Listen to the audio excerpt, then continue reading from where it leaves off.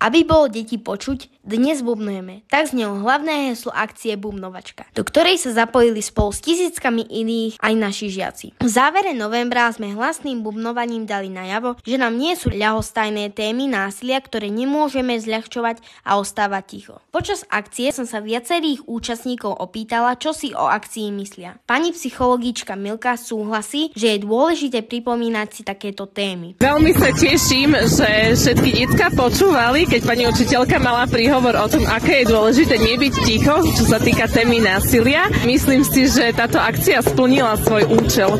Že sme sa každý aspoň troška zamysleli nad tým, čo sa deje nám, čo sa deje okolo nás a ako to môžeme ovplyvniť, čo s tým môžeme spraviť my. Akcia si získala sympatie aj medzi žiakmi. Ja si myslím, že je to veľmi dôležité, aby sme vlastne podporili tie deti, tých ľudí, aby proste sa nebali to povedať.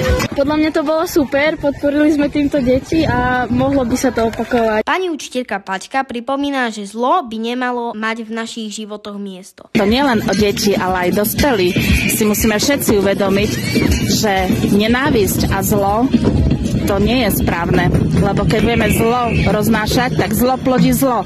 A my chceme, aby sme boli slobodní, aby sme boli bezpeční, aby jednoducho naozaj sme sa nebali porozprávať sa medzi sebou pekne, aby nám nikto nemusel nadávať a tak ďalej. A to nielen psychicky, ale aj fyzicky, aby sme si vzájomne ubližovali. A to patrí aj dospelým. Ďakujeme za akciu a tešíme sa na ďalšie.